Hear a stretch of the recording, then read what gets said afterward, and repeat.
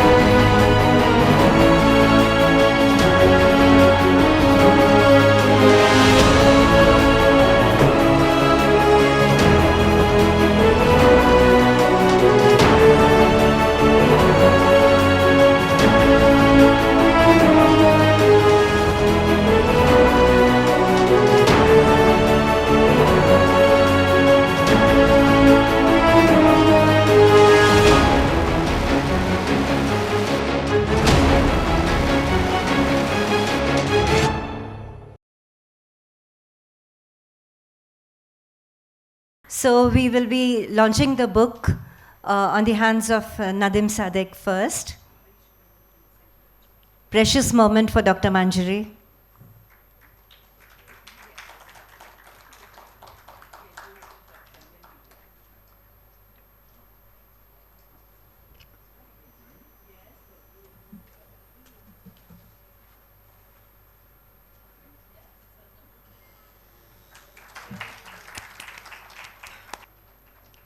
Congratulations, Dr. Manjari. Thank you, Nadim. Thank you, Veena. Congratulations, Manjari. Thank you.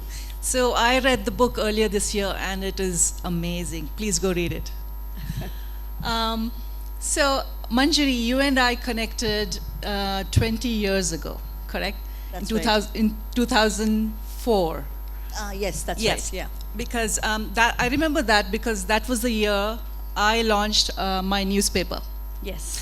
And I reached out to you because after seeing an interview somewhere else, and I interviewed you for your first book, The Cosmic Clues. So Yes. my question, Manjari, is, do I start with the questions or is he going to speak about the book? How would you like to do it? Would you like to? Okay, let's so do that. Nadim has read the book recently and he will give you his views, a little short review, if you will, on the book. I think I'm becoming known as the AI guy. So I read the book. I found it fantastic. It's an immersive story. It's about the triumph of the human spirit over oppression. There's romance. There's women's rights. There's intrigue. It's a really fascinating. It's a really fascinating story. But in case I hadn't understood the book properly, I put it through our AI. You probably know that I'm the CEO of an AI company. I put it through our AI and said, what's this book about? So I'm just going to read you quickly what the AI tells me this book is about, And Manjiri hasn't heard this before, so it'll be interesting to see whether you agree with what the AI has said. So, The Mystery of the Portuguese Hearts is a captivating novel that weaves together romance, history, political intrigue against the backdrop of Portugal's tumultuous past. The setting and historical context is in Penafiel, which we saw in the trailer, in 1970, which is a time of political oppression, and 1974, the dawn of the Carnation Revolution. And the main characters are a woman called Anna, who's passionate and determined, a young woman. She becomes involved with a struggle for rights, for women's rights and political change. And a guy called Ricardo Monteiro, who is an April captain, as it's put, who shares her vision for a democratic Portugal. And then within the theme and the various plot elements, you've got women's rights and political activism, romance and forbidden love, there's a revolutionary movement, there's personal growth and sacrifice. The literary style, it says, is rich with atmospheric details. That's the way I found it too, bringing to life the tension and excitement of a nation on the brink of change. The narrative skillfully blends historical facts with fictional elements, creating a compelling and immersive reading experience. That's what I experienced. Is this accurate for your book? Yes, absolutely. Yeah. But does it always say the nice things? No, not at all. Usually not. So I found it Thank a you. That's great lovely. book. That's lovely. Yeah. Yeah, so Manjari, my first question to you is, from 2004, from Cosmic Clues to The Mystery of the Portuguese Hearts, what has the journey been like? Amazing, of course. Can you hear me? Yeah, okay. So it's been absolutely amazing, challenging in many, many ways, and exhilarating for the simple reason that in 2004, so my first book came out in 1995 actually. But it reached you internationally in 2004. So that's my first international book that you read. But yes, in many ways, it's the first book in that sense. But so the journey from the Cosmic Clues to now has been of growth, has been of understanding of self. I've learned a lot about myself, patience, tolerance, the way creativity works, the way my relationship to creativity, with creativity, the way the muse sends messages to you. It's all changed from the Cosmic Clues to now. Earlier, the muse was my best friend. Okay, I could depend on it anytime. Now I know that the muse makes me work. So it's always, it's with every year, I realize that I have to step up my hard work. It's not easy.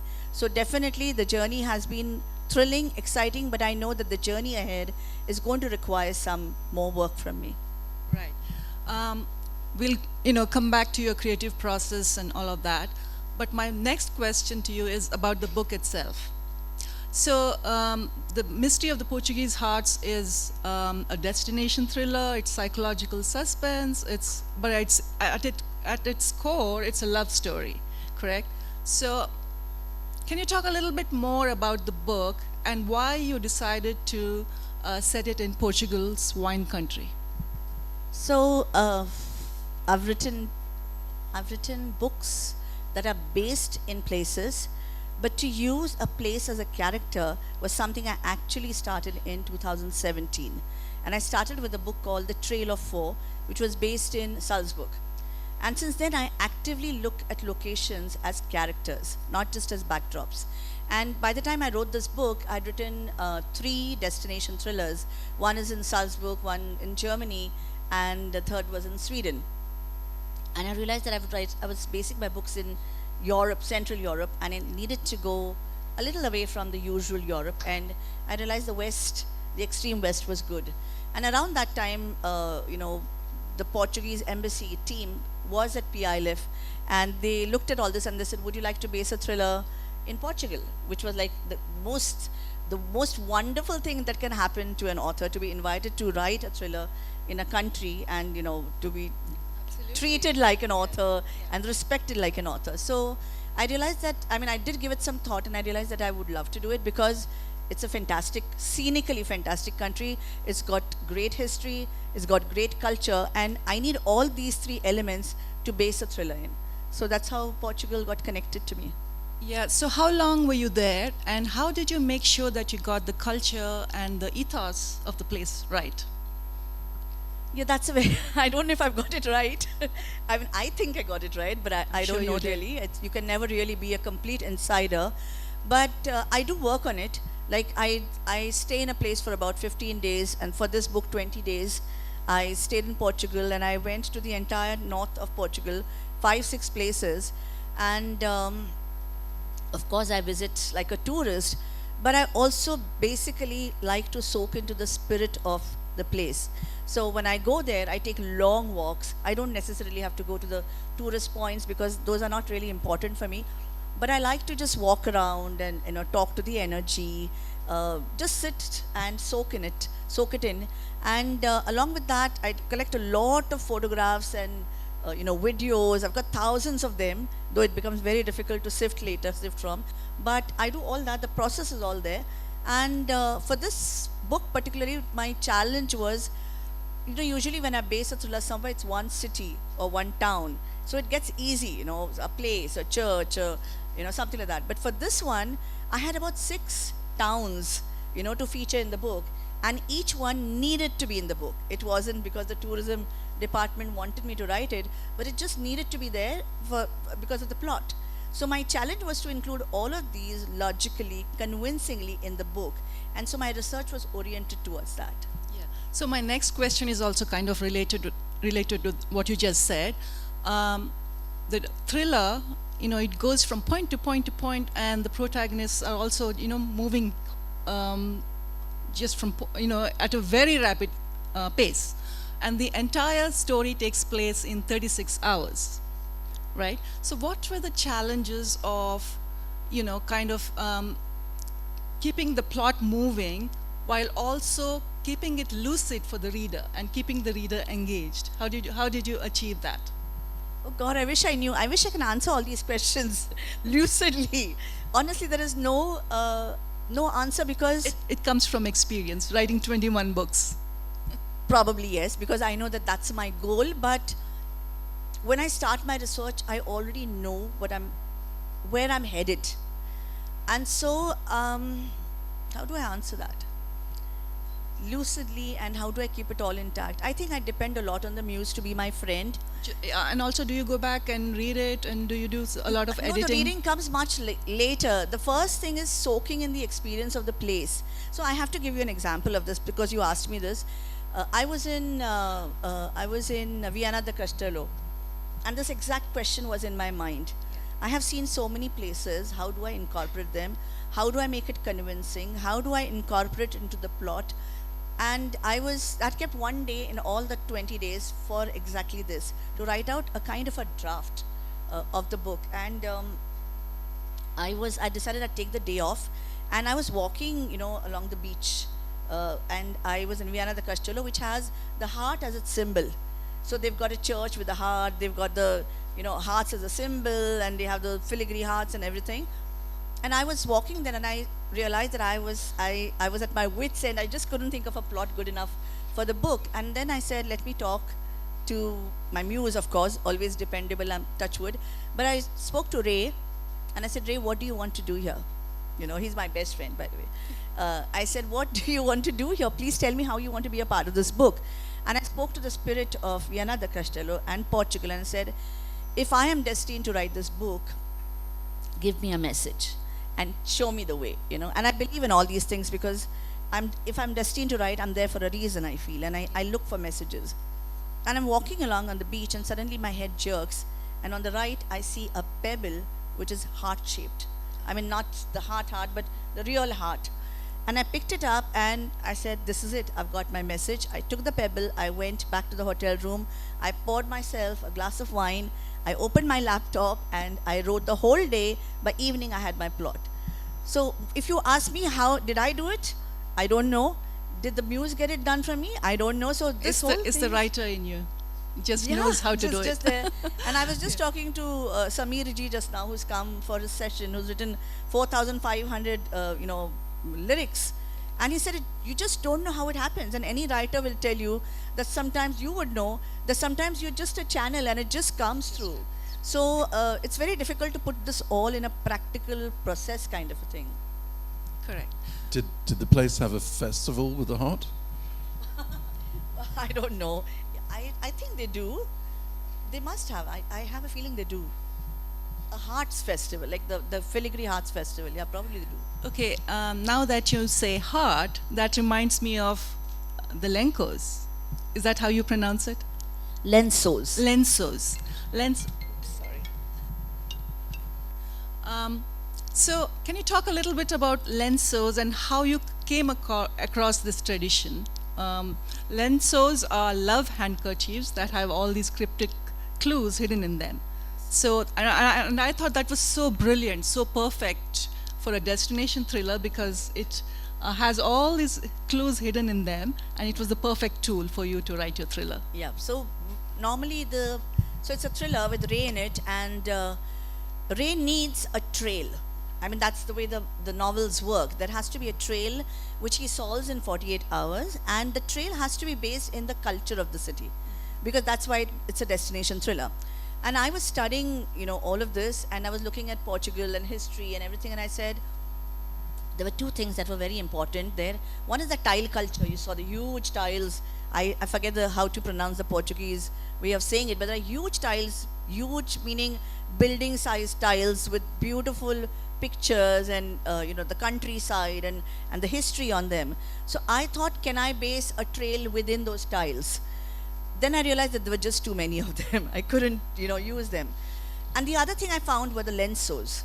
So in the 18th century, there is a tradition in the Winho region of Portugal where the women kind of embroider these beautiful handkerchiefs in broken Portuguese language and for messages for their beloved, with lovely embroidery, hearts and key and a bird and all that, with a little message saying, I miss you or I love you or whatever. And then in private, they give this handkerchief to their beloved.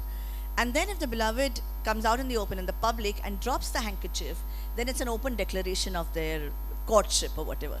So I just thought that this was so perfect for me because, like you said, at the heart of the book is a romance. Yes. But I also needed a thriller kind of trail to take that romance forward. And I thought it was just perfect to have a lenso there. Yeah, and I think it was so brilliant using the lensos. Thank you. Let's talk a little bit about this character, Ray Parker, who is a journalist like me, and he's a recurring character in your books. Can you talk a little bit about him and how many books have you featured him in? So Ray, I've said this a million times, but I'll say it again. Ray came to me in my dreams. Okay, dreams or a vision where I saw him standing by a lake with his back to me, ponytail, wearing a jacket. And I saw him hazily, and I knew that this guy is going to come into my life, and I started developing him, and I realized that, as I started working on him, I realized that his name was going to be Ray, because he was going to have a musical Indian father and a French mother. So do re mi Ray and sa re ga ma in Ray. In that sense, it's R-E. And so I needed a male detective because I'd written about female detectives in a couple of other books. And I wanted a male detective because I wanted to create the perfect man, and that's been my dream for long, to create a... I need AI, I think. So I wanted to create the perfect man, a sensitive, kind person, spiritually oriented, sharp in wits, very observant, but at the same time, very tuned in to human relations and human beings. And I thought I had to create Ray now. So that's what Ray is, and he uses all his, and he works with energies. Yeah, that's an important part where he can sense your energy, whether you're a good person or a bad person, and he can not really see your aura, but he gets images in his head when he sees you. For example, if he sees Nadeem, he'll probably get the AI machine clinking in his head. I don't know, something like that. But he gets those feelings and he trusts them. So he wears a multi-metal pendant, which is a Ganesh around his neck. So he's a mix of European and Indian, but he's an all-rounded person, and I like him. And I hope to meet him someday. Me too. Me too. So, No, I just wanted to ask Nadeem something. Did your AI not say anything about Ray Parker? It did. Oh, it did? Yeah, Yes. yeah, and actually, you know, it highlighted the kind of sensitivity and the compassion, but at the same time the sharp perception of this character. But it seemed to be more focused on the kind of joint mission to overturn oppression. You know, the bigger social themes is what it picked up on So, more. I mean, just to add to that question, do you think that the AI focuses more on the larger things than the emotions that we talked about earlier? Do you think it does that? Does it? I mean, yeah. Well, it kind of does what you tell it to do, and if you Okay. don't tell it to do anything, it takes the most macro view it can. Okay. So it'll be very micro if you direct it to be. It'll default to macro analysis if you leave it alone. So that's what it did. Yeah, you'll have to hold it closer. Yeah. Okay. Yeah, sorry. Yeah. And can you repeat that again? Well, you know, the point is that AI does what you tell it to do. If you don't tell it to do anything, then it takes the most macro view. Okay. If you wanted to take micro analysis, then it does that, and it'll give it to you.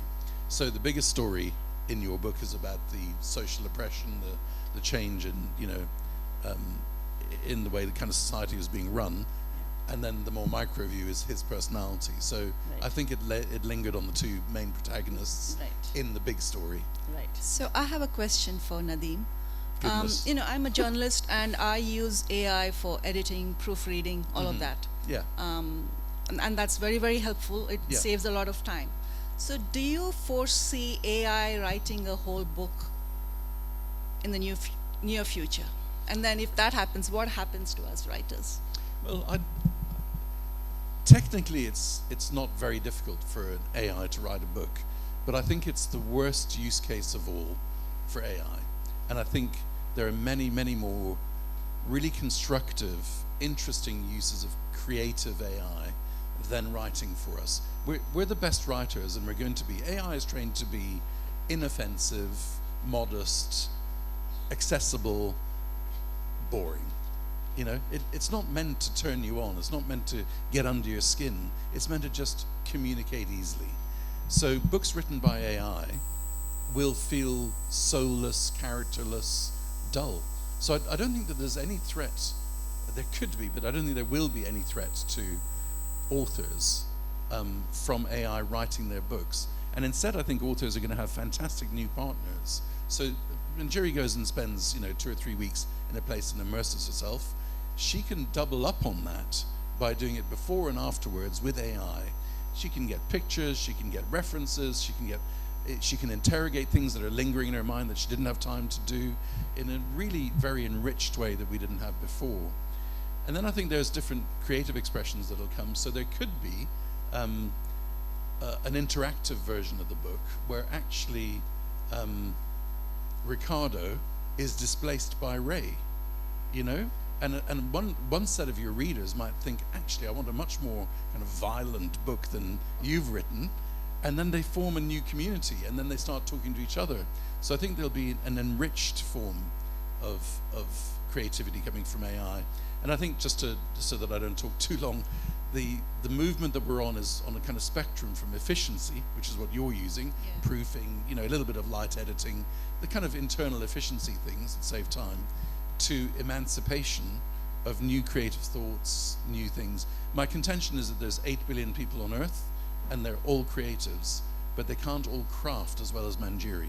So they'll find new ways to express themselves, to articulate their creativity. And I think that's really exciting. And do you foresee AI being able to feel at some point, or mimic feeling? It can at some absolutely point? mimic feeling. It'll mimic feeling. There's a book I'm reading called The Better Angels of Our Nature by Steven Pinker. And he says that we're in a less violent world now. I'm not sure that's true, but he then explains why he says it. But he says most of our violence comes about because we all species want to be the apex species, and so we try to protect ourselves and have strategies to overcome other species. So we're always fighting. We are built to fight offensively and defensively. If you think about AI, it may be the only major thing in our world which we think so far does not want to be the apex species. It's just a super intelligent thing that isn't trying to overcome us. And I think the more that so far, so I think what it'll do is it'll emulate emotion and perception when we want it to. But I don't see it trying to become the apex power on Earth. Right. Thank you so much for that. Do we have time for more questions? 20 minutes. So, Manjari, do you want to talk a little bit about your writing process? And also, you are into so many things, like organizing this amazing literary festival. How do you find the time, and how do you balance your time between your different projects? Well, it's multitasking, of course, and all of us do it. But when I feel like writing, I'm not a regular writer. Like, I don't do a 9 to 5 every day, 1,000 words. I can't do that. You also write a column for us. I know. Well, I've just begun, but yeah, I'm happy doing it. One of the reasons why I did it is because I needed to discipline myself to write something every month, Otherwise, after a book, I'm so exhausted, I don't do anything for 6 months. But the thing is, I'm a very moody writer. And when I'm in the mood to write, and I wait for the muse to come to me. And I'm saying this constantly because I don't believe in pushing your way through creativity. I think it just has to come naturally. I'm very old-fashioned, and I believe that creativity has to happen to you. Sorry, Nadeem, but I believe that it just has to come naturally to you. And of course, then you can make use of AI and other things to enhance it, like you said. But basically, there has to be a seed inside you, and I need to plant that seed. So I believe personally that ideas for me, they, like you have dust particles all around you, I think there are idea particles all around us, and they're looking for fertile ground to plant themselves in. And I wait for that seed to plant itself in me. And when it's planted, then nothing on earth can stop me, and no one on earth can stop me, because then that birth has to happen. That seed has to grow into a tree, and then it has to come out, and then at that time, everything is forgotten, everyone is forgotten. In fact, I just sit and write and write and write. And I believe in this process. It has never let me down, touch wood, but I think that for me, that is a natural way of writing a book, which is probably why I've written, according to me, more than I thought I would write, is only because I allowed myself to be a fertile ground for the idea seeds to plant inside me. I love how you, kind of put it across. And I think it happens with me as well. And I'm waiting, the seed came to me 2 years ago, but my problem is finding the time to put it down. You need to be selfish. That's the only way to be, if you're passionate about something, you have to be selfish. And when you're selfish, you have to forgive yourself for doing things that you would have otherwise done, or maybe hurt someone in the process, or maybe not given enough time. Because creativity is, I think, I'm saying this at the cost of sounding very, how should I say, insolent, but I think there is no stopping creativity once it's on its way, and the others have to compromise for that process. It's not only your role. You're doing it for someone. It's supposed to come out for something. There is a destiny for it and a destination for it, and no one else should stop it. So duties, children, housekeeping, job, I think all this should and ought to take second place when you are in the process of creation. I agree. I had something similar. When I wrote my book, I was meant to be writing it for months, and I just waited and waited and waited. And then one day at 8 p.m., I started. And I wrote till about 3 in the morning. And then for 3 weeks, I did my day job.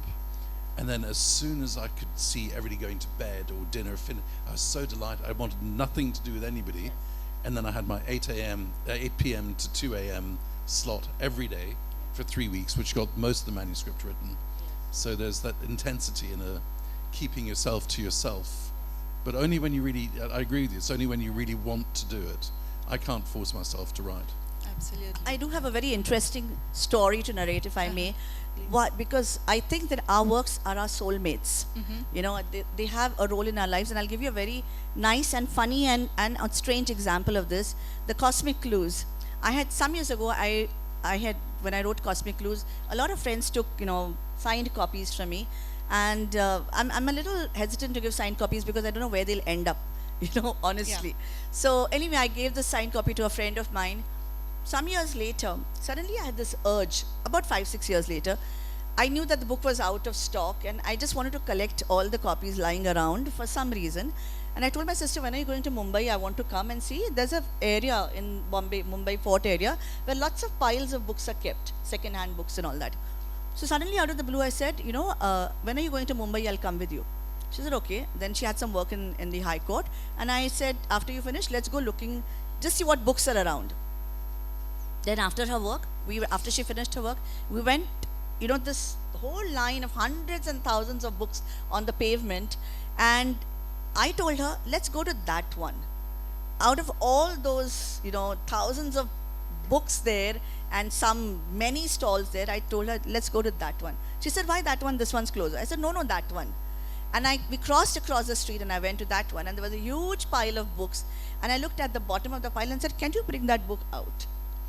And he brought that book out, and it was the signed copy of The Cosmic Clues that I had given to my friend. Uh-oh. And this story, I was very startled and hurt, and in that whole thing, the whole world shifted for me. Because there were two things that happened. One thing was that I understood that my books were not just, or for any one of us, our books are not just something that we write. They are pieces of our heart and our soul. And that connection is going to last no matter how many years pass, no matter where your work was. And I realized that the book was calling out to me. I didn't know it at that time. I just went there and I took the book and I said, thank God you're back home. And the second thing was that, of course, later on I called the friend. I said, what the hell? Sorry, but why did you, just give it back to me if you don't want the book. And then he gave me some excuse and it was all done. But I realized that your soulmates are your books and the work that you create. Absolutely. So what's next for you, Manjari? What's your next writing project? The next is, of course, the next destination thriller, which the cover we launched yesterday. It's called The Grand Oxford Mystery, and it takes place in Oxford University, Bodleian Library. Anyone who's been to Oxford will know there are these landmark buildings of Oxford. And it's a kind of a mix between not fantasy, but kind of fantasy and reality. But it talks a lot about the writing process and the writer in me. So you will find a writer playing a big role in it and a book within a book. So it's an Oxford mystery within an Oxford mystery. It's a very different format, and I'm hoping to write it and complete it well. Well, good luck, and I'm looking forward to reading it, of course. And in the meanwhile, Manjari, I hope you will consider setting your next destination thriller in Atlanta, which is my home now, someday. Maybe not the next one, Absolutely. the one after. Absolutely. It would be a pleasure and a delight. Thank you. Congratulations, Manjari, on your wonderful book. I've gone through it. It's a delightful book. And I'm a great fan of hers. I'm a close friend of hers also. Something very personal I'm going to ask you. Basically, as a celebrity author, you have highs of success and you have the lows of criticism and, some bad days. How do you have any personal, something that I've always seen in you, and I think many of us have seen, that groundedness that you have. She's absolutely grounded. She doesn't have any airs. So how do you maintain that? Do you have any ritual where you kind of, maintain? Do you do anything personally to any kind of self-reflective activity or any such thing that helps you to maintain that balance? Okay, that's again another difficult question, because I think I'm grounded because I've faced a lot of challenges in life. I know that success does not come easy at all. I know that I've gone through a lot to even do this festival for 12 years. And I'm aware of ground reality. I know that nothing is permanent, neither success nor failure. So I'm constantly aware of the mortality of moments, of people, of animals. I'm an animal lover, so I've seen dogs, hundreds of dogs die, when you're taking care of them. And I've seen all this so closely that I know that life is very, very transitory, and you cannot afford to sit down and say, um, it's fine to be, or rather, I'd rather say to myself, it's okay to not do this, but it would be better if you do this. I always say that to myself, that this is my moment. If I don't do it now, I know I won't do it again. So that reality that everything is transitory makes me feel very grounded. I love my friends, I love my family, and I'm constantly worried for them, worried every moment. So I know that things are should be valued. So I don't think I am more important than anything else. I think the universe around me is so huge. I'm just a little tiny thing. So I try to keep my ego minimum unless somebody really pricks it. So my ego is like bottom of the rank. I give myself, of course, moments of ego, of course, but I know that if I am in conflict with someone, I just let it go. I know it's not important enough. So ego is a big thing that always comes between a lot of people, lot of situations. So when I realize that my ego is not as important as someone, then it helps you feel grounded.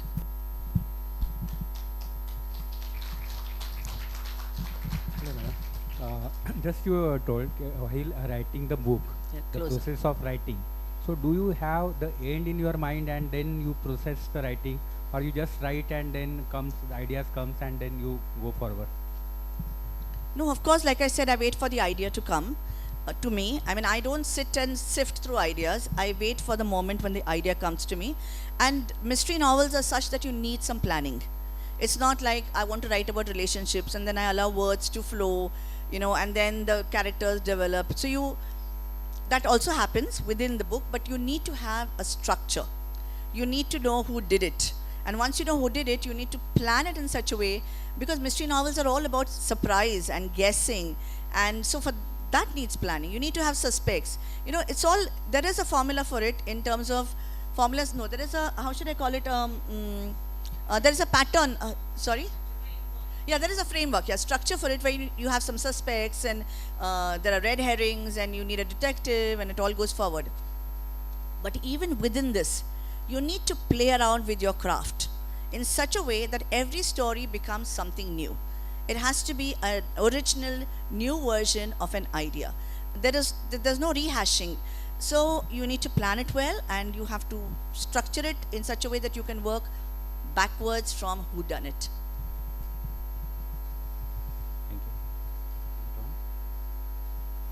you. Thank you, ma'am. Hopefully, I'm audible. Congratulations on the new book, and I'm sure this has been in a series of a very long career. So, congratulations once again. Thank you. 2-3 quick questions. First of all, after do men still have a chance? I mean, finally, you came to have a man as a protagonist.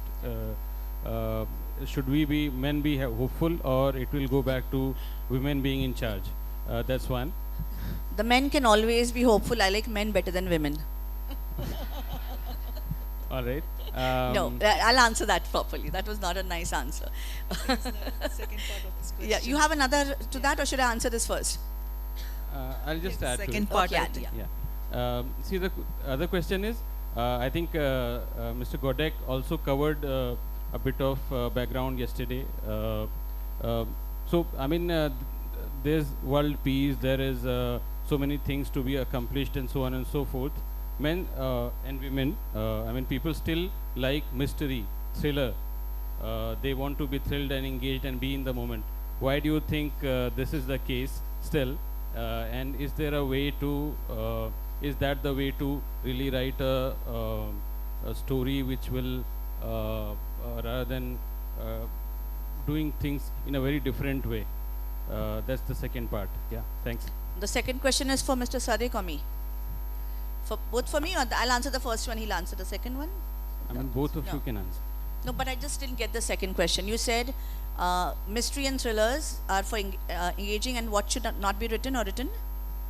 No, my question was mystery or thrillers engage Yeah. audiences a lot more. Although people would really go for, if one were to ask what were one's objective, they would want to have, let's say, a Bhagavad Gita or something. So is there a connection? I mean, in terms of how to engage the audience and then How do you keep the lead them audience to a engaged? profound idea? Yeah. Okay, to answer your first question, I've created about 5 detectives so far. 1 male and I think Sonia, and 3 females, 4 detectives, 3 females. So it's not that I like men more than females. I like women too. I like women a lot, and I think I represent them in different ways, autobiographically through my characters. But I think I've created many characters now, many detectives. I should wait for a while and let these detectives do some work. So the men detective will have to wait now for a while. Let Ray do his work. Secondly, I didn't exactly get your question clearly, but the end goal of any mystery novel is to surprise and please the reader. Okay, so whatever it takes to do that, you need to do. So whether you want to, the best part is that, no, how can I put this?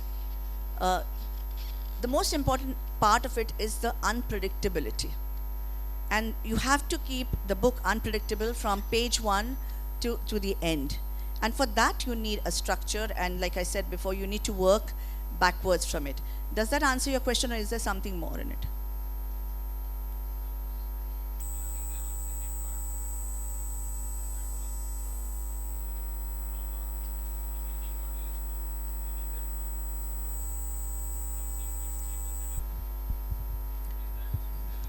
Yes, of course. See, Profound. let me also add a little bit to that.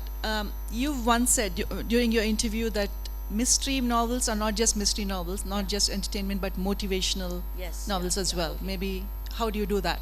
Yeah, so I think now I understood it properly, but I do believe, so when I grew up reading Enid Blyton, okay, and her books were all about 5 find outers. I don't know how many of you read Enid Blyton, and yeah, okay, so her books are all about solving mysteries and having fun, and in the end, everything ends well. I think my learning of the mystery genre began at that level. I believe that when you read a mystery novel, it's actually motivational fiction, because the message in it is that everything will, no matter what you face in life, everything will finally end well. And that gives you a lot of hope in life. And that is the profound message that would go in probably every mystery novel that you pick up, that life is like that. You're going to be faced with challenges. You have to wade through difficulties. But ultimately, I think it's there in some film, Shah Rukh Khan film, क्या है वो? Picture abhi baki hai. Or if everything doesn't end well, it's not yet the well, not ended well, which is that, you know, It is not the end. it's not the end. There's some Shah Rukh Khan movie has that dialogue in Hindi. So that's exactly what Om Shanti Om. So I think mystery novels, to an extent, not every mystery novel, has the same goal to help you understand by entertaining you through a thriller or a mystery or whatever, that don't worry, life will always deal something nice at the end of it all.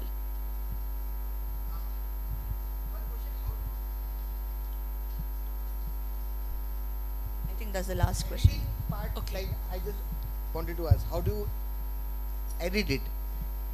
Like, you write around 80,000 words and then you edit it shorter, or you ask someone else to make this thing? You Yeah. have an Editing. editor, a Yeah, professional no, I editor. am my own editor, Your and own then I editor. give my book to my family, like my sister and my husband, who will go through it, and that's it. So I'll tell you how I work. I mean, I know a lot of people write a lot many words, like 1 lakh words and something, and then they'll all chop it down. I don't work like that. I write the precise number words. I mean, I know how far the story is going to go. I know how many words it's going to be. I know how it's going to play out. I know all of this. So at the most, I will shoot about 5,000-10,000 words more. But it's never a, kind of overflow of words and, oh my God, I've written so much. Let me bring it down. No, I don't know where to cut it. I love my cat. I don't do any such thing. I know what I'm doing. So I think I don't grope in the dark with my books. I know where I'm headed. So the editing is at my mental level before I start writing. I think we have run out of time. It says 0 there. Quick question, I think. The Jayco team is here. They published the Mystery of the Portuguese Hearts. Thank you, Jayco. Thank you. So we actually have a lot of non-fiction. So when we had her book come in, I was personally happy because I got to read something which was fiction and mystery. So one question I had while reading it was that as an author, when you're writing the book, say Mystery of the Portuguese Hearts, do you put a bit of yourself in your characters? And if so, which one was it? Was it Anna? Was it Ray? Was it Ricardo or Philippa? I'm actually very curious about that. So if you could like throw light onto that. Oh my God, that's a very, very personal question. But I will answer it to an extent. I mean, there is a bit of me in every character, of course, and I like Philippa. But you're absolutely right. Anna has a lot of me in her. And if I didn't put that in her, her emotional love story would not have been as emotional as I wanted it to be. So Anna definitely has a bit, her determination. Basically, her determination to face life no matter who's in her life, and despite the fact that the one she loves is never going to be hers, and the way she goes on and she makes something of her life, I think is very essentially me. I believe that you have to make the most of what you have. Success is a different ball game, but trying is in your hands, and determination is in your hands. And I think Anna, in that sense, represents me. Yes. Thank you so much, Manjari. Thank you, Nadeem, for joining us. And I think that's the end of this session. Thank you all for joining us.